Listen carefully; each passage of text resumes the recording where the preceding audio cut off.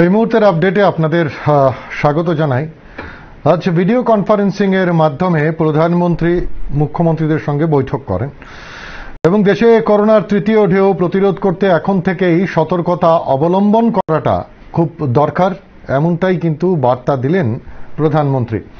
উত্তর পূর্বাঞ্চলের বিভিন্ন রাজ্যগুলি বর্তমানে কোভিড পরিস্থিতি এবং টিকাকরণের যে অগ্রগতি সেটা নিয়ে প্রধানমন্ত্রী নরেন্দ্র মোদী আজ ভিডিও কনফারেন্সিং এর মাধ্যমে উত্তর পূর্বাঞ্চলের রাজ্যগুলো যেগুলো রয়েছে তাদের মুখ্যমন্ত্রীদের সঙ্গে বৈঠক করেন এবং বৈঠকে যে বিষয়টা আলোচনায় গুরুত্ব পায় যে কোভিড মোকাবেলার ক্ষেত্রে টেস্টিং, ট্রেকিং এবং ট্রিটমেন্টের উপর গুরুত্ব আরোপ করেন প্রধানমন্ত্রী। তিনি যেটা বলেন যে উত্তর পূর্বাঞ্চলের রাজ্যগুলির মধ্যে যে সমস্ত জেলায় সংক্রমণের হার বৃদ্ধি পেয়েছে সেখানে আরও সতর্কতা অবলম্বন করাটা দরকার। সেই সমস্ত এলাকার জনগণকে সতর্কতা অবলম্বনের পাশাপাশি সমস্ত ধরনের স্বাস্থ্যবিধি মানার জন্য নিরন্তর উৎসাহ প্রদান করার পরামর্শ দেন তিনি এবং এই কাজটাতে সমাজের যারা বিশিষ্ট ব্যক্তি তাদেরকে যুক্ত করার আহ্বান রাখেন। পাশাপাশি কোভিড সংক্রমণ প্রতিরোধে মাইক্রো কন্টেনমেন্ট জোন তৈরি করার উপর উত্তর পূর্বাঞ্চলের যে রাজ্যগুলি তাদেরকে সেখানে গুরুত্ব আরোপ করতে বলা হয়েছে এবং প্রধানমন্ত্রী যেটা বলেন যে তবেই এই পরিস্থিতি থেকে দ্রুত বেরিয়ে আসা সম্ভব। কোভিড এই মোকাবেলায় গত 1.5 বছর ধরে যে সমস্ত আচরণবিধি যেমন 2 মিটার দূরত্ব, মাস্ক পরিধান, হাত ধোয়া ইত্যাদি মানা হয়েছে সেটা বজায় রাখতে হবে। কি বলছেন প্রধানমন্ত্রী শুনবো একবার। राज्यों में अभी कुछ कमी महसूस हो रही है, वहां पर भी बहुत अच्छे ढंग से इस काम को किया जाएगा, ऐसा मुझे पूरा विश्वास है। साथियों, वर्तमान परिस्थिति से हम सब भली भांति परिचित हैं। कोविड की दूसरी लहर के दौरान अलग अलग सरकारों द्वारा मिलकर जो सामूहिक प्रयास किए हैं और उसका परिणाम भी दिख रहा है, लेकिन नॉर्थ ईस्ट के कुछ जिले ऐसे हैं जहां संक्रमण के मामलों में बढ़ोतरी दर्ज की जा रही है। इन संकेतों को हमें पकड़ना होगा, हमें और सतर्क रहने की जरूरत है और लोगों को भी लगातार सतर्क करते रहना पड़ेगा। संक्रमण को फैलने से रोकने के लिए हमें माइक्रो लेवल पर और सख्त कदम उठाने होंगे। और अभी हेमंता जी बता रहे थे कि उन्होंने लॉकडाउन का रास्ता नहीं चुना, माइक्रो कंटेनमेंट जोन का रास्ता चुना। 6000 से अधिक माइक्रो कंटेनमेंट जोन बनाए। इसके कारण रिस्पांसिबिलिटी तय हो सकती है।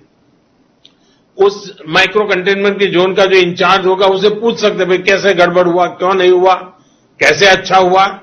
इसलिए जितना जोर माइक्रो कंटेनमेंट जोन पर हम लगाएंगे हम इस परिस्थिति से जल्दी बाहर आएंगे। और बीते 1.5 साल में যেটা বলছিলেন যে প্রধানমন্ত্রী যে মাইক্রো কন্টেনমেন্ট জোন করে করে এই পরিস্থিতি থেকে বেরিয়ে আসাটা, দ্রুত বেরিয়ে আসাটা সম্ভব। একজন ফোনে রয়েছেন। নমস্কার। হ্যাঁ নমস্কার, আমি কুমার ঘাট থেকে বলছিলাম। বলুন। বলছিলাম দেখুন, আমাদের দেশের প্রধানমন্ত্রী যা বলছেন একদম সত্যি বলছেন, কিন্তু কিছু কিছু রাজ্যে তথা আমাদের ত্রিপুরাতেও ওনার যে মতামত বা ওনার যে নির্দেশ পালন করা হচ্ছে না প্রশাসনিকভাবে স্বাস্থ্য দপ্তর থেকে। হ্যাঁ, আমরা দেখছি করোনা বিধি মানছে না অনেকেই, বিশেষ করে অনেক রাজনৈতিক দলই মানছে না। ওনাদেরকে আদর্শ হিসাবে তারা জনগণ দৃষ্টিতে দেখে ওনারা যদি সেটা পালন না করে কিভাবে হবে। ভ্যাকসিন দেওয়া হচ্ছে, ঠিক আছে, ভ্যাকসিন দেওয়া যে হচ্ছে তারা ভ্যাকসিন নিয়ে যাচ্ছে কিন্তু করোনাও নিয়ে যাচ্ছে। দেখবেন মাস্ক নেই, সামাজিক দূরত্ব নিয়ে কিছু নেই। মোদীজি বারবার বলছেন 2 গজ কি দূরি বহুত জরুরি, সেও পালন করছে না। কারফিউ দিয়ে কি 5 জনের উপরে থাকতে পারে না, কিন্তু রাত 9টা 10টা পর্যন্ত 5 জন না 50 জন থাকে মার্কেটে। মোদীজির কথা একদম সত্যি, কিন্তু প্রশাসনিকভাবে কিছু দুর্বলতা আছে। না হলে সেকেন্ড আসার আগেই করোনা কিন্তু চলে যেত ত্রিপুরাতে। ত্রিপুরাতে একবার যাচ্ছে আবার মার্চে আসতে দেখলাম 500 করে জন। এটাই হলো মোদির নির্দেশ অনুযায়ী সবাইকে তোলার অনুরোধ জানাবো, প্রশাসনকে আরো কঠোর হতে হবে। আমরাও মানবো, সবাই মানবো। ধন্যবাদ। ধন্যবাদ আপনাকেও এই আলোচনায় সামিল হওয়ার জন্য। যেটা প্রধানমন্ত্রী বলছিলেন যে মাইক্রো কন্টেনমেন্ট জোনের উপর গুরুত্ব দেয়া এবং মাইক্রো কন্টেনমেন্ট জোন করে করে এইভাবেই এই পরিস্থিতি থেকে বেরিয়ে আসা সম্ভব। তিনি আরো যেটা বলেন যে উত্তর পূর্বাঞ্চলের যে রাজ্যগুলি রয়েছে তা ভৌগোলিক দিক দিয়ে বিভিন্ন চ্যালেঞ্জ থাকা সত্ত্বেও রাজ্যগুলিতে টেস্টিং, টিকাকরণের পরিকাঠামোর উল্লেখযোগ্য উন্নয়ন হয়েছে। কোভিড মোকাবেলায় টিকাকরণ খুবই গুরুত্বপূর্ণ, ইম্পর্টেন্ট। সেখানে কেন্দ্রীয় সরকার সবার জন্য বিনামূল্যে টিকাকরণের যে অভিযান হাতে নিয়েছে তা উত্তর পূর্বাঞ্চলের রাজ্যগুলিতে গুরুত্ব সহকারে সম্পাদন করার জন্য তিনি অনুরোধ করেন।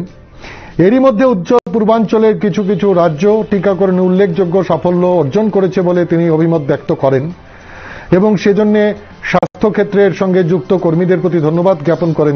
তিনি বলেন উত্তর পূর্বাঞ্চলে যে সমস্ত রাজ্য টিকাকরণে পিছিয়ে রয়েছে সেখানে বিশেষ উদ্যোগ গ্রহণ করতে হবে, তাই কম সময়ের মধ্যে যেখানে টিকাকরণের সফলতা আসবে। পাশাপাশি জনগণের মধ্যে টিকাকরণে উৎসাহ বৃদ্ধি করার লক্ষ্যে সামাজিক, রাজনৈতিক, ধর্মীয় কাজকর্মের সঙ্গে যুক্ত যারা সেলিব্রিটি রয়েছেন তাদেরকেও এই প্রচার অভিযানে এগিয়ে আসার আহ্বান করেন, তাদেরকে যুক্ত করার কথাও কিন্তু তিনি বলেন। কি বলছিলেন তিনি শুনব।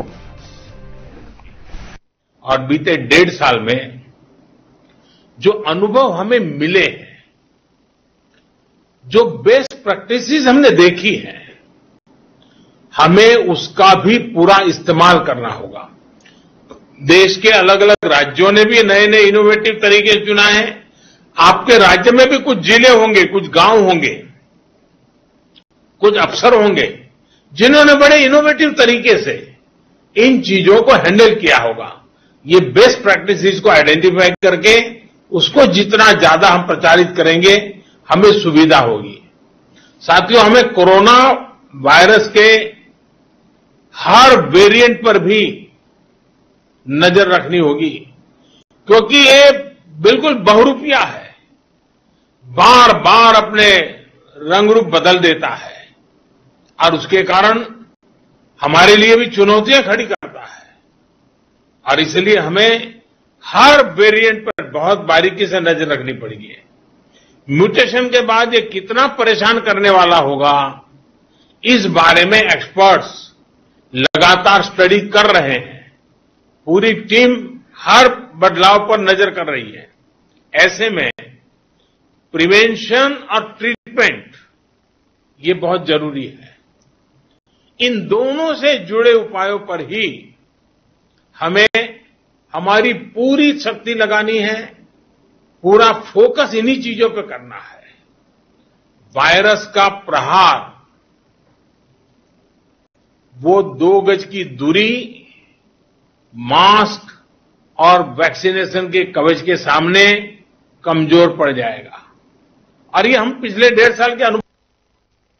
প্রধানমন্ত্রী বলছেন ভ্যাকসিনেশনের উপর অনেকটা বেশি গুরুত্ব দেওয়া হয়েছে, কিন্তু তিনিও সেটা কিন্তু বললেন এবং যেটা বলেন যে কোভিড মোকাবেলায় টেস্টিং এবং ট্রিটমেন্ট পরিকাঠামোর উন্নয়নের উপর গুরুত্ব দেয়া এবং সেক্ষেত্রে উত্তর পূর্বাঞ্চলে যে রাজ্যগুলি আছে সেই রাজ্যগুলিকে আরো অনেকটা বেশি এগিয়ে যেতে হবে সামনের দিকে।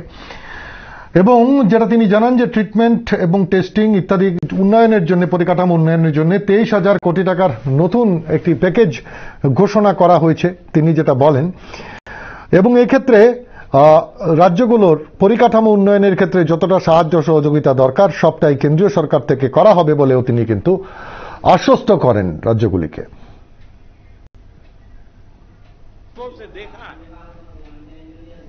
वही टेस्टिंग, ट्रैकिंग और ट्रीटमेंट, इसकी जो हमारी रणनीति है, जो हमारा इंफ्रास्ट्रक्चर है, वो अगर बेहतर होगा तो ज्यादा से ज्यादा जीवन बचाने में हम सफल रहेंगे।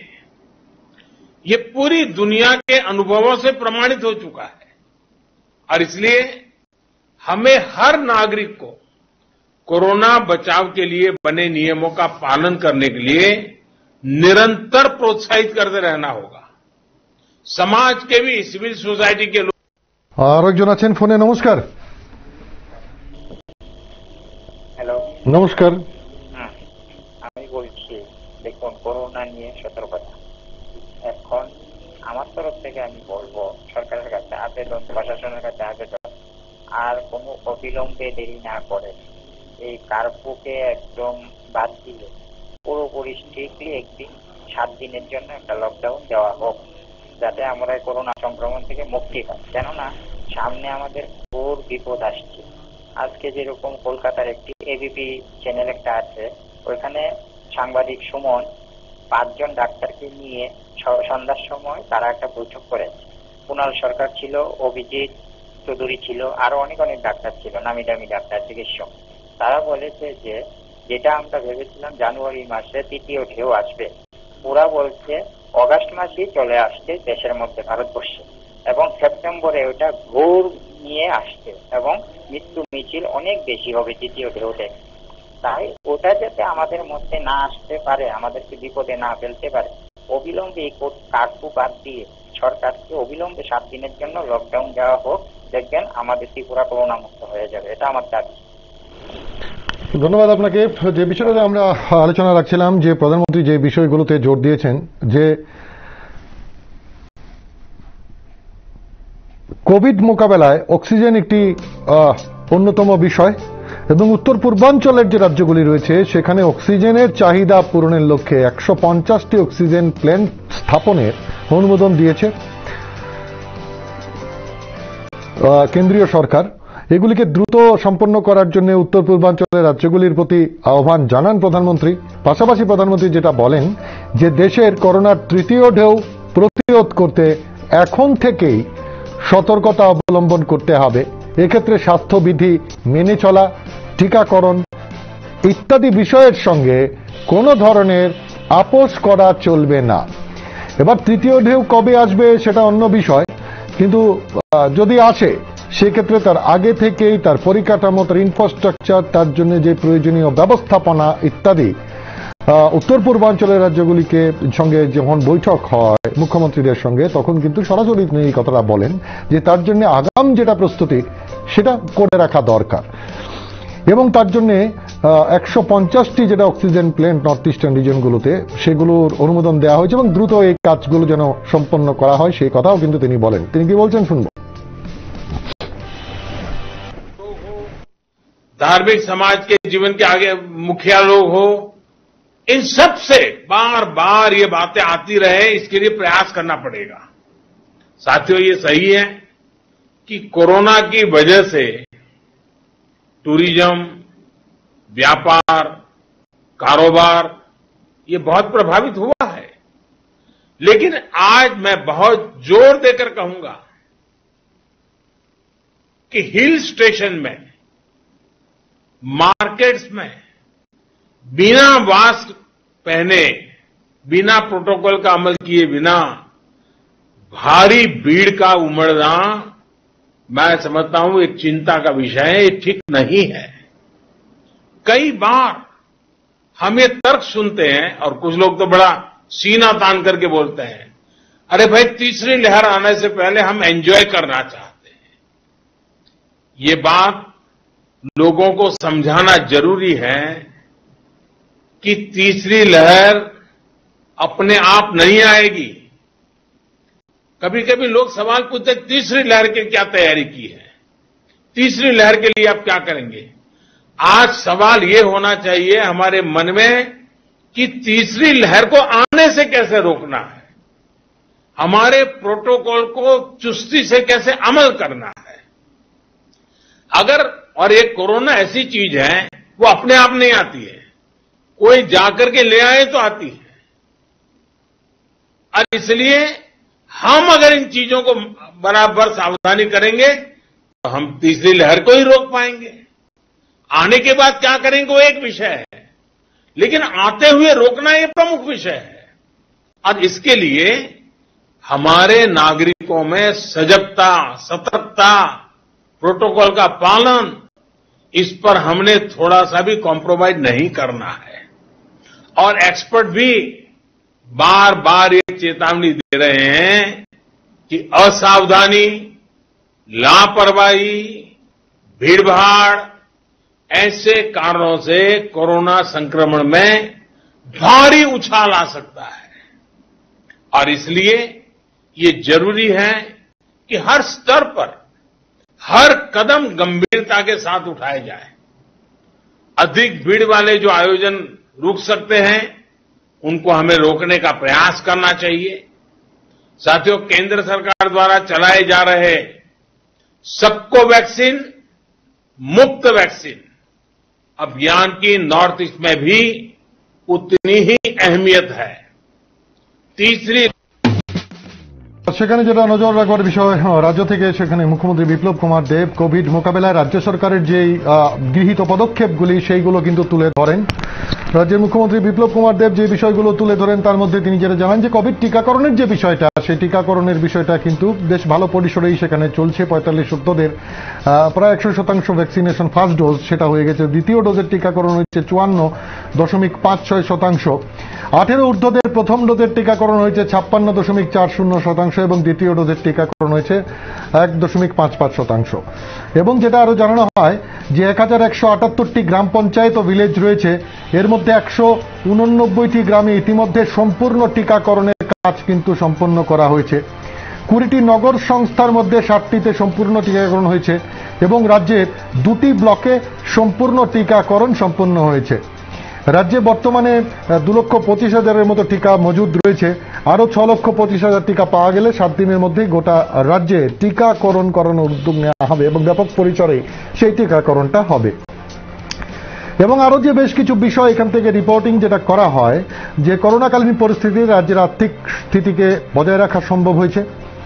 এই জন্য কৃষি সহ প্রাইমারি সেক্টরগুলি উন্নয়নে বিভিন্ন পরিকল্পনা গ্রহণ করে কাজ করেছে রাজ্য সরকার। করোনা পরিস্থিতি মোকাবেলায় রাজ্য সরকার কারফিউ জারি করায় যে সমস্ত গরিব এবং প্রয়োজন রয়েছে সেমন পরিবারগুলিকে খাদ্য সামগ্রীর প্যাকেট পৌঁছে দেওয়া হয়েছে। এরকম 7 লক্ষ পরিবারের স্বেচ্ছাসেবীদের মাধ্যমে বাড়ি বাড়ি খাদ্যের প্যাকেট পৌঁছানো হয়েছে। এবং স্বাস্থ্য পরিকাঠামো যেটা সেটা প্রায় 3 গুণ বৃদ্ধি পেয়েছে এই সময়ের মধ্যে। পাশাপাশি কোভিড মোকাবেলায় ডেডিকেটেড কোভিড হাসপাতাল, dedicated COVID care centre, ICU bed, অক্সিজেনযুক্ত বেড ইত্যাদি বাড়ানো হয়েছে।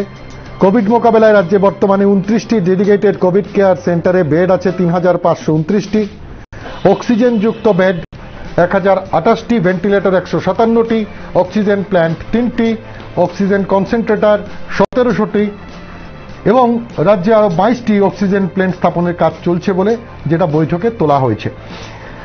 এবং এই বৈঠকের মধ্যে উত্তর পূর্বাঞ্চলের রাজ্যগুলির মুখ্যমন্ত্রীগণ নিজ নিজ রাজ্যে কোভিড মোকাবেলায় কি কি পদক্ষেপ গ্রহণ করা হয়েছে তা নিয়ে কিন্তু প্রধানমন্ত্রীকে অবগত করেন। কিন্তু মূল যে বিষয়টা এই বৈঠকের সেটা হচ্ছে সতর্কতা, সাবধানতা এবং যেটা প্রধানমন্ত্রী বলেছেন ইনফ্রাস্ট্রাকচারে জোর দেওয়া, অক্সিজেন প্ল্যান্ট থেকে শুরু করে প্রয়োজনীয় পরিকাঠামো উন্নয়নের ব্যবস্থাপনা দ্রুত করে নেওয়া, এক্ষেত্রে কেন্দ্র সর্বদা সাহায্য করবে তিনি যেটা জানিয়েছেন। এবং যেটাতে জোর দিয়েছেন যে স্বাস্থ্যবিধির উপর সর্বোচ্চ গুরুত্ব দেয়া, টিকাকরণ এটাও আরেকটা বিষয়, তাতেও সর্বাধিক গুরুত্ব দেওয়া। এবং এর সঙ্গে এই সতর্কতা এবং মানুষকে সচেতন করার কাজে যারা স্ব ক্ষেত্রে প্রতিষ্ঠিত ব্যক্তিরা রয়েছেন, বিভিন্ন ক্ষেত্রে সেলিব্রিটিরাও রয়েছেন, তাদেরকেও এর সঙ্গে যুক্ত করা এবং সাধারণ মানুষকে যাতে সচেতন করা যায় কোভিড সম্পর্কে। এবং তৃতীয় ঢেউ আসার আগেই সেক্ষেত্রে যেন সম্পূর্ণ প্রস্তুত থাকা যায়, তার জন্য যা যা প্রয়োজন সেই সবটা করার কিন্তু নির্দেশ এবং পরামর্শ তিনি দিয়েছেন। একবার নজর রাখবো আজকের কোভিড আপডেটের দিকে। আজকের যে কোভিড আপডেট বুলেটিন বলছে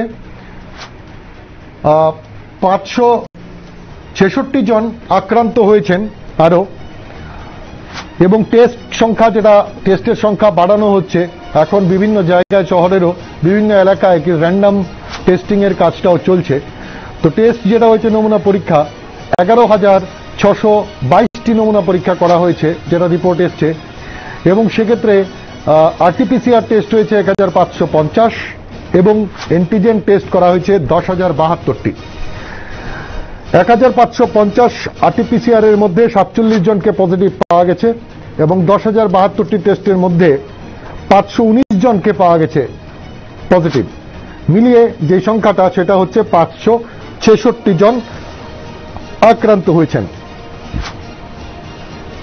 এ নিয়ে এখনো পর্যন্ত আমাদের রাজ্যে যেটা টেস্ট হয়েছে স্যাম্পল টেস্ট 13,84,420টি, যার মধ্যে থেকে ৭১,৩১৫ জন এখনো পর্যন্ত টোটাল যারা আক্রান্ত হয়েছেন এই রাজ্যে, সেই সংখ্যাটা ৭১,৩১৫। এর মধ্যে সুস্থ হয়েছেন ৬৬,৭০৮ জন।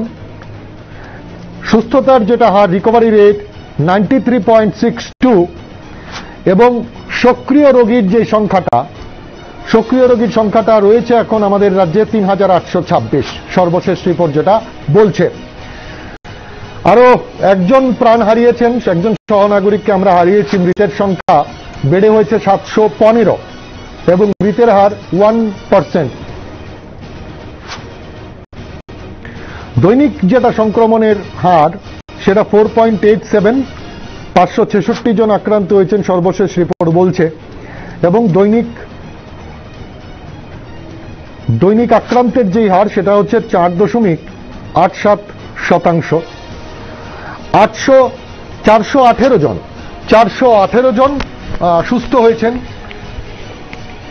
এবং যেটা আক্রান্ত টোটাল ত্রিপুরায় আক্রান্তের সংখ্যাটা যেখানে ৭১,৩১৫ ছিল সব মিলিয়ে, তার মধ্যে থেকে ৬৬,৭০৮ জন সুস্থ হয়েছেন। সুস্থতার হার 93.62%। অ্যাক্টিভ পেশেন্ট, সক্রিয় রোগীর সংখ্যাটা যেটা, সেটা হয়েছে ৩,৮২৬। জেলাভিত্তিক ব্রেকআপটা যেটা, ৫৬৬ জন যারা আক্রান্ত হয়েছেন তাদের মধ্যে থেকে পশ্চিম ত্রিপুরা জেলায় আক্রান্তের সংখ্যাটা ১৪৭।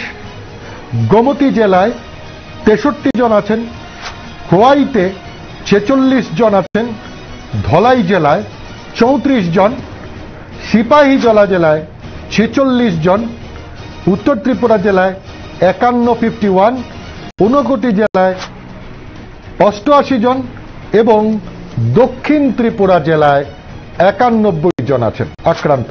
যে ৫৬৬ জন সর্বশেষ রিপোর্ট বলছে, আরো ৫৬৬ জন আক্রান্ত হয়েছিলেন। তার মধ্যে পশ্চিম ১৪৭, গোমতী ৬৩, খোয়াই ৪৬, ধলাই ৩৪, সিপাহীজলা ৪৬, উত্তর ৫১, ঊনকোটি ৮৮ এবং দক্ষিণ ৯১।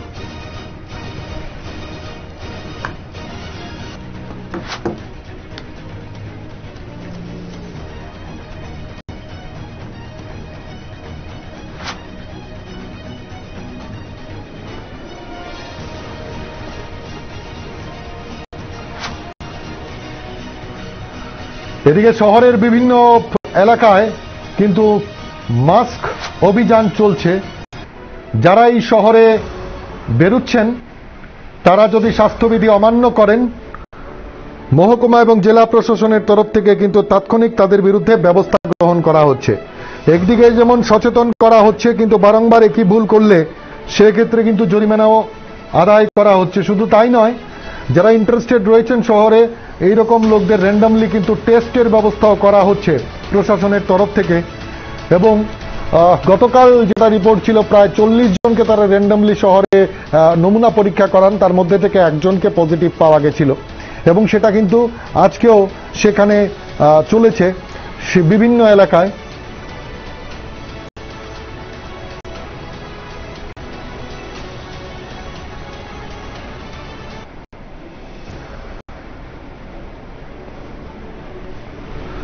সদর মহকুমা শাসকের নেতৃত্বে টিম সকাল সকাল কিন্তু গত দুদিন ধরেই আমরা দেখছি বেশ অ্যাক্টিভলি শহরে নামছেন এবং বিভিন্ন বাজার এলাকায়, জনবহুল এলাকায় যেখানে ভিড় হয় সেখানে তারা যাচ্ছেন এবং বোঝাচ্ছেন মানুষকে যে স্বাস্থ্যবিধির মান্যতা দেওয়াটা খুব দরকার, মাস্ক পরিধান করা দরকার, সঠিকভাবে মাস্ক পরিধান করাটা দরকার। সেক্ষেত্রে যাদেরকেই পাচ্ছেন যে সেখানে বিনা কারণে বেরিয়েছেন এবং সেক্ষেত্রে স্বাস্থ্যবিধির মান্যতা দিচ্ছেন না, তাদের কিন্তু বোঝানো হচ্ছে, প্রয়োজনে জরিমানাও করা হচ্ছে। পাশাপাশি যেটা চলছে, কোভিড টেস্টিং চলছে, অ্যান্টিজেন টেস্ট চলছে বিভিন্ন জায়গায়।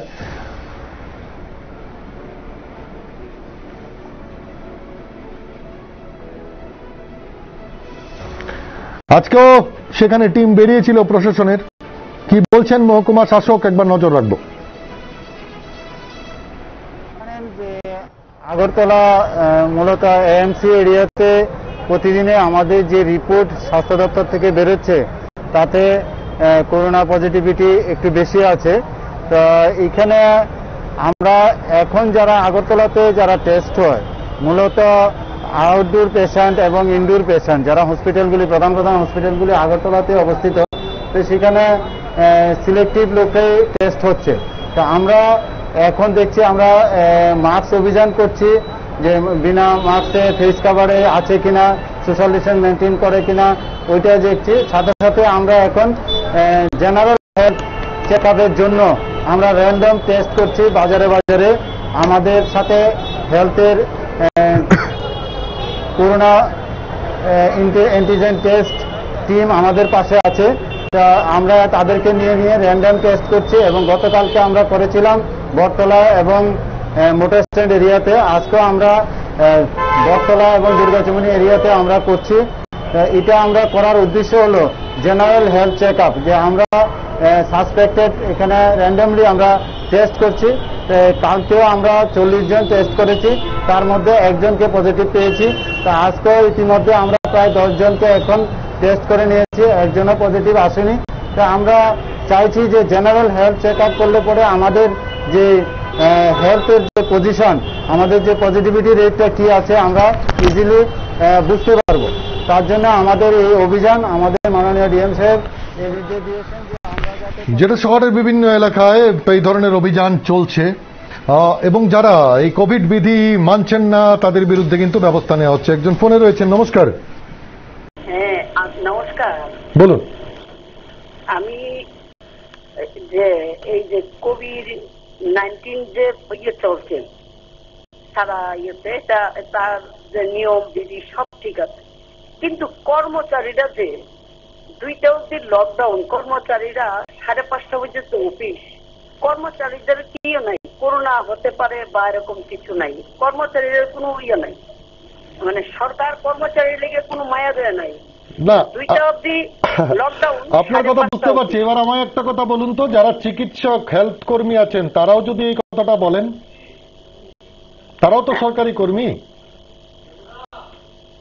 স্বাস্থ্য যারা আছেন তারা তো স্বাস্থ্য, কিন্তু মানে উনি তো ধরুন স্বাস্থ্যকর্মী, সবাই তো আর চিকিৎসক নন। আচ্ছা, অঙ্গনওয়াড়ি স্কুল এটা আজকে না বুঝতে পারছি ম্যাডাম, আমি বুঝতে পারছি। যিনি ফোন 2টা অবধি যদি লকডাউন হয় তাহলে 2টা অবধি অফিস হতে হবে, যে 1টা অবধি হতে হবে। 5:30 অফিস ছুটি হইলে মানুষ কিভাবে যাবে কর্মচারীরা? আগরতলার থেকে বিশালগড় যাইব কেমনে? খড়পুর থেকে আইব কেমনে বিশাল আগরতলা? বলুন তো, এক কর্মচারীর কথা তো একবার আপনারা বলুন না। না ঠিক, আপনার কথা। আচ্ছা, এখানে কয়েকটা বিষয় শুনুন না, কয়েকটা বিষয়। আমি চিকিৎসকদের কথা বলছি না, বলছি স্বাস্থ্যকর্মীরা যারা অনেকেই চাকরি পেয়েছেন, তারাও তো সরকারি চাকরি করেন। তারাও যদি এটা বলেন যে সরকারি চাকরি করাদের জন্য কি করোনা নেই, তাহলে কি হবে? না, তারাও তো পার্ট টাইম ডিউটি, তারা কিন্তু 24 ঘন্টা ডিউটি না, কিন্তু 2টা অবধি তো লকডাউনটা দেখবেন যারা বিশালগড় চাকরি করে আগরতলা থেকে, তারা তাদের তো বিষয়টা হচ্ছে কি, এখন বিষয়টা হচ্ছে আপনার কথাটা বুঝতে পারছি, কিন্তু বিষয়টা হচ্ছে বলছি তো, আমার কথাটা শুনুন। এবার যেটা আপনি বলছেন ঠিকই, কিন্তু যিনি বিশালগড়ে, কিন্তু লকডাউন বলছি তো ম্যাডাম, আমি বলছি যে যিনি বিশালগড় বা যেখানেই বলুন, আপনাকে যদি বলা হয় যে আপনি আউট স্টেশনে ডেইলি গিয়ে যাতায়াত করে কি করে চাকরি করছেন, তখন কিন্তু আরেক বিষয় গিয়ে দাঁড়াবে, ঠিক না? স্টেশন লিভ, সেটাই বলছি। যে ধরুন কারো সোনামুড়ায় পোস্টিং রয়েছে, তিনি ডেইলি প্যাসেঞ্জারি করে যে করেন, সেটা ওপেনলি তো উনি বলেন না, তাই না? উনার স্টেশন লিভ তো অনুমতি নিয়ে করা উচিত। না, আগরতলা থেকে কি বিশালগড় চাকরি করলে কি ঘর ভাড়া করতে হবে বিশালগড়? আমি ডেইলি প্যাসেঞ্জারি করতে পারতাম না। না, যেভাবে বলছেন আমি সেটা বলছি, সেই নিয়মটা নিশ্চয়ই আপনিও জানেন। ধন্যবাদ, বোঝা গেল। যেহেতুর বিষয় নেই, রুলস তো রুলস, সেখানে যেহেতুর কোনো বিষয় নেই। বিষয়টা একটা জায়গা, আপনি যেটা বলছেন এটা ঘটনা, সেক্ষেত্রে যেটা সার্কুলার রয়েছে সেই সার্কুলার মোতাবেকই করা উচিত। কিন্তু শুধুমাত্র এই জন্যেই যে এইভাবে বললে তো মুশকিল, যে সরকারি কর্মচারীদের জন্য, তাহলে যারা স্বাস্থ্য দপ্তরের সঙ্গে যুক্ত আছেন অনেকেই সরকারি চাকরি করেন, তো সবাই যদি এই কথাটা বলেন তাহলে এই কাজটা করবে কে? যারা অফিস আদালত বা বিভিন্ন জায়গাগুলো, জরুরি পরিষেবাগুলো যারা টিকিয়ে রেখেছেন, সবাই মিলে, নিশ্চয়ই আপনারও একটা ভূমিকা আছে। আমি জানি না আপনি কোন দপ্তরে চাকরি করেন, নিশ্চয়ই আপনারও একটা গুরুত্বপূর্ণ ভূমিকা আছে, যে এই দপ্তরে আপনি যান, সেই দপ্তরটাকে পরিচালনা করেন, আপনারও একটা ভূমিকা রয়েছে। সবাই মিলে যদি এরা বলতে থাকে তাহলে তো থমকে যাবে সবটা। জীবিকা এবং জীবন দুটোকেই তো টিকিয়ে রাখতে হবে। মনে হয় এই দুটো ব্যালেন্স করে চললেই বোধহয় এই পরিস্থিতি থেকে দ্রুত বেরিয়ে আসা সম্ভব। আরেকজন আছেন ফোনে। নমস্কার, বলছি। বলুন। আচ্ছা, আজকে আমার এবং আমার পরিবারের সবার ভ্যাকসিনের দ্বিতীয় ডোজ ছিল। নির্দিষ্ট সময়ে নির্দিষ্ট জায়গায় আমি ভ্যাকসিনটা নিয়েছি, ধর্মনগর সরকারি, চন্দ্রপুর সরকারি উচ্চতর মাধ্যমিক বিদ্যালয়ে। কিন্তু একটা জিনিস লক্ষ্য করলাম যে কোভিডের যে বিধিনিষেধগুলো, সেগুলো তো মানে সাধারণ জনগণ, একাংশ জনগণ তো মানছেনই না, সরকারি আধিকারিকরাও কিন্তু মানছেন না। আজকে আমি উপলব্ধি করতে পারলাম যে একটা রুমের ভিতরে 7-8 জন ছিল কর্মী ভ্যাকসিনেশন সেন্টারে, উনাদের একজনেরও মুখে সঠিকভাবে মাস্ক নেই, হাতে গ্লাভস নেই, এইভাবেই চলছে ভ্যাকসিনেশন। আমি দেখলাম ব্যাপারটা, একজনের মুখেও কারোর তো মাস্কই নেই। এই যদি হয় তো সাধারণ জনগণকে ফাইন করা হচ্ছে, তাহলে তো উচ্চতর আধিকারিক যারা রয়েছেন তাদেরকেও সতর্ক করা উচিত, তাদেরকেও কোনো ব্যবস্থা নেওয়া উচিত। এই হলে তো করোনা সংক্রমণ ঠেকানো মুশকিল হয়ে যাবে। অবশ্যই অবশ্যই, ধন্যবাদ। যে বিষয়টা নিয়ে আজকে আলোচনাটা শুরু করেছিলাম, এই রিভিউ মিটিংটা দেশের প্রধানমন্ত্রী করেছেন উত্তর পূর্বাঞ্চলের রাজ্যগুলোর মুখ্যমন্ত্রীদের সঙ্গে, এবং তিনি যেটা বলেছেন এটা স্পষ্ট কথা, এখানে যে স্বাস্থ্যবিধিকে মান্যতা দিতে হবে, এটা হচ্ছে ফার্স্ট প্রায়োরিটি। সেক্ষেত্রে সবারই এই কাজটা করা উচিত। কেউ মানছেন কেউ মানছেন না, এই বিষয় থেকে বেরিয়ে আসা দরকার, এবং সবাই যখন মানা শুরু করবেন সবাই, তত দ্রুতই হয়তো আমরা বেরিয়ে আসতে পারবো এই পরিস্থিতির থেকে। যেটা ছোট্ট করে টিকাকরণের আপডেটটার দিকে একবার নজর রাখি। কোউইন ড্যাশবোর্ড যেটা আপডেট দিয়েছে, আজকে 521টি সাইটে আমাদের রাজ্যে প্রায় 20,888টি টিকা দেয়া হয়েছে। ফার্স্ট ডোজ টোটাল যেটা ভ্যাকসিনেশন ডোজ হয়েছে সেটা 27,54,810। ফার্স্ট ডোজ 20,87,482 দেখাচ্ছে কোউইন অ্যাপ, এবং সেকেন্ড ডোজ যেটা দেখাচ্ছে 6,67,328। ফোনে আছেন একজন। নমস্কার। হ্যালো, নমস্কার। বলুন। আমি আগরতলা থেকে বলছিলাম। বলুন। আজকে আপনাদের টিভিতে দেখলাম যে বলছিল যে যারা বাজারে মাস্ক ছাড়া যাবে তাদের মানে করা হবে, টেস্ট করা হবে। তো এটা কি মানে সরকার থেকে মানে বাধ্যতামূলক করা হয়েছে? না, উই আর উইলিং, যেটা মহকুমা শাসক যেটা বলছেন যে যারা এগিয়ে আসছেন, ব্যবস্থাপনাটা রাখা হয়েছে সেখানে। না না না, আমার মতে এটা বাধ্যতামূলক করা উচিত। কেন বলছিলাম, আমি বাজারে মানে শতকরা এখন তো 60% লোকই মাস্ক পরে না, আর শতকরা 90%, আমি পার্সেন্টেজটা আবার বলছি, 90% ব্যবসায়ীরা যারা দোকানদার আছে তারা মাস্ক পরেন না। এবং বাজারে একটা এরকম ব্যবস্থা করুন যে প্রত্যেক 7 দিন অন্তর ব্যবসায়ীদের অন্তত পক্ষে টেস্ট করানো উচিত। তারা মাস্ক পরতেই চায় না, এবং মাস্ক তো ওদের তো কেউ বলতেই পারে না। ঠিক আছে, কিন্তু একই বিষয় তো কার্যকর হচ্ছে, মানে একই বিষয় প্রযোজ্য যারা ক্রেতা রয়েছেন তাদের জন্য। শুধুই কি ব্যবসায়ীরা মাস্ক করছেন না, ক্রেতারাও তো করছেন না। আমি বলতে চাইছি দোকানদার যারা ব্যবসায়ী আছে তাদের তো এটা মানা উচিত, কারণ ক্রেতা তো তাদের দেখেই করবে। তারা যদি পরে, তারা দোকানদার যদি বলে কাস্টমারকে, অনেক দোকানে লেখা থাকে। ঠিক আছে, আপনার কথাটা আমি বুঝতে পারছি, কিন্তু এখন কি দোকানদাররা ক্রেতাদের সচেতন করার দায়িত্ব নেবেন? হ্যাঁ, নেওয়া উচিত, কিন্তু ক্রেতাদের কি তাই নেই? যেখানে তো দোকানদার তো নেওয়া উচিত, দোকানদারের দোকানে লেখা থাকে। বুঝতে পারছি, নো মাস্ক নো গুডস লেখা থাকে, আমি বুঝতে পারছি আপনি যে কথাটা বলছেন, এগ্রিড। কিন্তু একটা জায়গায় আমার দ্বিমত রয়েছে আপনার সঙ্গে, যে এটা উভয় দিকেই করা উচিত। শুধু বিক্রেতারাই করবেন, ক্রেতাদেরও করা উচিত। সবার আগে করা উচিত। না ঠিক আছে, আমি এই নিয়ে আর্গুমেন্টে যাচ্ছি না। না ঠিক আছে, আমি এই নিয়ে আর্গুমেন্টে যাচ্ছি না, কিন্তু আমার যেটা পার্সোনাল ওপিনিয়ন, যেটা বোথ সাইড, উভয় দিকেই সচেতনতা থাকা উচিত। একদম, কিন্তু আমার কথা হলো দোকানদার যদি নিজে সচেতন থাকে তাহলেই তো অন্য একজনকে বলতে পারবে যে আপনি মাস্কটা পরুন, তারপর আপনার জিনিসটা আমি দিচ্ছি। ওকে, ঠিক আছে, ধন্যবাদ আপনাকে। যেটা বিষয় যে এই জায়গাটাকে গ্যারান্টেড করা, এবং বাজার ব্যবসায়ী সমিতিগুলো এই জায়গাটাতে গুরুত্ব দিক, যে নো মাস্ক নো গুডস, এই কথাটা পোস্টার সাঁটানো থাকছে ঠিকই, এই রিসেন্টলি আবার নতুন করে পোস্টার বিলি হয়েছে সদর মহকুমা প্রশাসনের তরফ থেকে।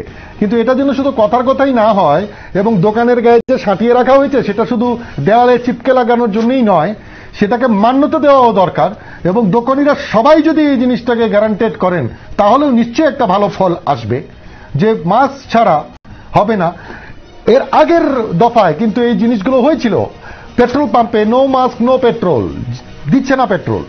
তো সেম এজ এই জিনিসগুলো যদি করা যায় তাহলে নিশ্চয়ই রেজাল্ট আসবে। কিন্তু এটা শুধুমাত্রই দোকানিরা করবেন একতরফা, ক্রেতারা করবেন না, তাহলে কিন্তু আবার গিয়ে মিলবে না। উভয় দিক থেকেই সমন্বয় থাকাটা দরকার। আরো একজন আছেন ফোনে। নমস্কার। হ্যাঁ নমস্কার স্যার, বলুন। আমি বরজলা থেকে বলতেছি, আগরতলা বরজলা। বলুন। একজন সরকারি কর্মচারী, গ্রুপ ডি। কিছুক্ষণ আগে আমাদের একজন সরকারি কর্মচারী মহিলা ফোন করছিল বিশাল করের ব্যাপারটা নিয়ে। তো আমি বরজলা থেকে একজন গ্রুপ ডি কর্মচারী, 65% প্রতিবন্ধী। আমার পোস্টিং এসে দিলেন না। আমি স্কুলে যাই, আমার নিজের ডিউটি করে, রোস্টার ডিউটি। আওয়ার সময় কোনো গাড়ি থাকে না। আজকেও আমি আওয়ার সময় গাড়িতে 40 টাকা 50 টাকা ঘুরে নিতেছে, ভিতরে আমরা যাবো, কিন্তু আইতে তো ফেমিন করবে না, এর লেগে আমরা ডাবল ভাড়া নিতেছি। না ঠিক আছে, বুঝতে পারছি, ধন্যবাদ আপনাকে। আপনার সমস্যাটা বোঝা গেল, কিন্তু এই সমস্যার সমাধান একমাত্র তো করতে পারেন আপনার উচ্চ আধিকারিক যিনি আছেন তিনি। এখন যিনি জরুরি পরিষেবার সঙ্গে যুক্ত, ওনাকে যেতেই হবে। এবং এটাও ঘটনা যে এই কোভিড কারফিউর সময় রাত্রিবেলার গাড়ি ঘোড়া চলাফেরা বা বিকেলবেলা সেক্ষেত্রে বিধিনিষেধ রয়েছে। তো এই ক্ষেত্রে একটা লোক যাবে না বা কি করে, আসবে না বা কি করে। তো এই ক্ষেত্রে সমাধানটাকে আপনাকে করে দিতে পারেন আপনার ঊর্ধ্বতন কর্তৃপক্ষ, যিনি আপনাকে কাজে ডেকে নিয়ে যাচ্ছেন। উনিই হয়তো আপনাকে সুরাহার পথটা বাতলে দিতে পারেন। এটা আমাদের পক্ষে আপনার বিষয়টা তুলে ধরা ছাড়া কি বলার আছে বলুন। সেক্ষেত্রে আপনি গিয়ে কথা বলুন আপনার ঊর্ধ্বতন কর্তৃপক্ষের সঙ্গে। নিশ্চয়ই যারা জরুরি কাজের সঙ্গে যুক্ত, যাদের যেতে হচ্ছে, যাদের পার্সোনাল ভেহিকলস নেই, তারা একটা অসুবিধায় তো পড়ছেন বটে, কিন্তু এটা সলিউশন তিনি হয়তো দেখাতে পারেন আপনাকে। একবার গিয়ে কথা বলুন, দেখুন ওনারা কি বলেন।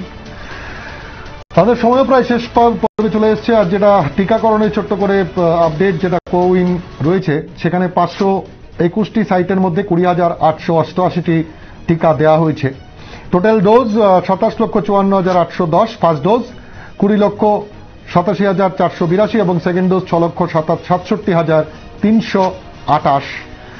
ছোট্ট করে জেলা ভিত্তিক আজকের পরিসংখ্যানটা একবার যদি বলি, ধলাইতে 143টি সাইটে 586টি টিকা দেওয়া হয়েছে আজকে।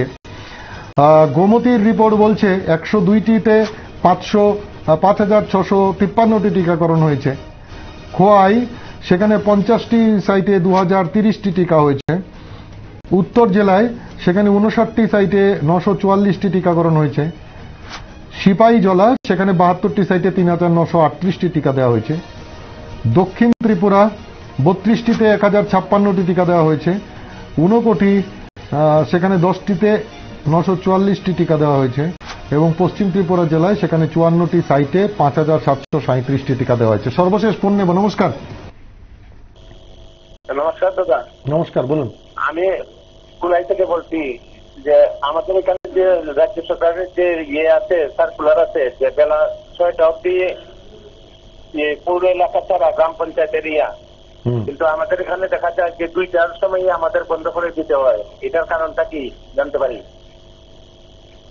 না, বন্ধ করে দিতে হয়, বন্ধ করার কথা যদি এরকম সার্কুলার থেকে থাকে সেক্ষেত্রে বন্ধ করার কথাটা বলছেন কে?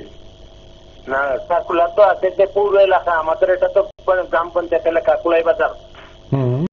এটা কোনো এখানে নগর পঞ্চায়েত বা ইয়ে নেই, এটা একটা গ্রাম্য এরিয়া। না না, আমি বুঝতে পারছি, কিন্তু আপনি যে বলছেন যে সেটা আওতায় পড়ে না, কিন্তু তাকে বন্ধটা করাচ্ছে কারা? স্থানীয় প্রশাসন থেকে পুলিশ এসে আমাদের। এক্ষেত্রে একটা কথা বলি, সেখানে কিন্তু যে এলাকার ডিএম রয়েছেন সেই ডিএমদের কাছে স্পেশাল পাওয়ার রয়েছে। যে জায়গায় ওনাদের মনে হচ্ছে যে সংক্রমণটা বাড়তে পারে বা সেখানে ব্যবস্থাপত্র নেওয়া দরকার, সেখানে ইন স্পেশাল কেসেস তারা তো ব্যবস্থাপত্র নিতে পারেন। তো আপনি যে জায়গার কথা বলছেন সেখানে এক্স্যাক্টলি কি হয়েছে এই মুহূর্তে আমার পক্ষে বলা সম্ভব নয়। আরেকটা কথা, আমাদের পাশাপাশি যেসব বাজার আছে, যেন আমবাসার অধীনে আছে কচুচড়া বাজার বা সালেমা বাজার, ওইসব বাজার আবার 6টা অবধি চলে। যাই হোক, বোঝা গেল এই বিষয়টা খোঁজ নিয়ে দেখতে হবে বিষয়টা।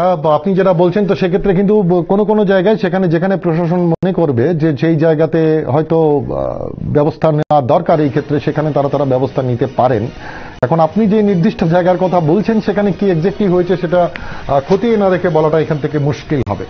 তবে সবশেষে যেটা বলতে চাইবো যে সতর্ক থাকা প্রয়োজন। আজকে দেশের প্রধানমন্ত্রীও কিন্তু এই উত্তর পূর্বাঞ্চলের মুখ্যমন্ত্রীদের সঙ্গে যেটা বৈঠক করেন এবং বার্তা যেটা স্পষ্টত যে সাবধান থাকতে হবে, সতর্ক থাকতে হবে, স্বাস্থ্যবিধির মান্যতা দিন, ভ্যাকসিন গ্রহণ করুন এবং এক্ষেত্রে এই তৃতীয় লহর আসার আগেই প্রস্তুত হয়ে যাওয়া এবং সেক্ষেত্রে যতটা সম্ভব স্বাস্থ্যবিধি মেনে চলা, যাতে তৃতীয় ঢেউ আসা নয়, তৃতীয় ঢেউকে ঠেকানো যায়, যে তৃতীয় ঢেউ যেন আরো বেশি ক্ষতি করতে না পারে তার জন্য আগাম প্রস্তুতি, সতর্কতা অবলম্বন করা এবং স্বাস্থ্যবিধির মান্যতা দিয়ে চলা। তাহলে এই পরিস্থিতি থেকে হয়তো আমরা বেরিয়ে আসতে পারবো। ভালো থাকবেন, সুস্থ থাকবেন আর দেখতে থাকুন নিউজ ভ্যানগার্ড। নমস্কার।